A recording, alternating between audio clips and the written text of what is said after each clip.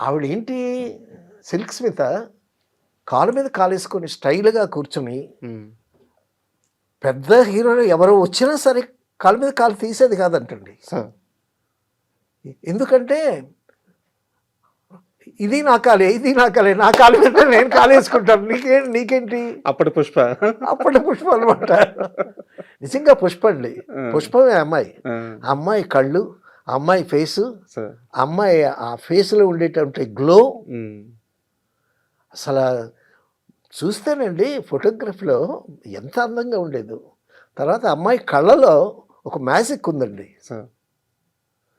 ఆ మ్యాజిక్కే పడిపోయారు అందరూ. హ్మ్. పెద్ద నటి కాదు.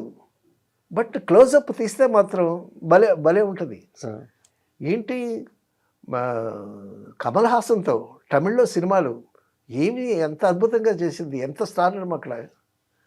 సరే అది పక్కన పెడితే, సరే నేను చేసుకుంటానులే తమ్ముడు అన్నాడు చిరంజీవి గారు. నేను చూసుకుంటాను అన్నారా? నేను చూసుకుంటానని అన్నాడు. హ్మ్. అన్న తర్వాత కాలు మీద కాలేసి కూర్చుంటది హ్మ్. అని క్రాంతి గారికి కూడా హ్మ్. క్రాంతి గారు చాలా అద్భుతమైన ప్రొడ్యూసరు, లెజెండరీ డైరెక్టర్. బ్రహ్మాండమైన డైరెక్టరు. హ్మ్. ఎంత అద్భుతమైనటువంటి సీతారామయ్య గారి మనవరాలు అనేటువంటి గొప్ప సినిమా హీరో, హీరోయిన్ డ్యూయెట్ లేకుండా సినిమా తీసి 100 డేస్ ఆడించాడు. అవునవును. అవును. నాగేశ్వరరావు గారితో విగ్గు పెట్టుకోకుండా మీరు యాక్ట్ చేయాలి అని కండిషన్ పెట్టి నాగేశ్వరరావు గారితో యాక్ట్ చేయించాడు. సార్. అంత స్ట్రాంగ్ హిజే. ఆయన MA LLB lawyer Kranti Kumar గారు. హ్మ్. లాయరు, బాగా చదువుకున్నాడు. Is a wonderful novel reader. Sir. అద్భుతమైనటువంటి మంచి మంచి నవల్స్ అని చదివి, హ్మ్.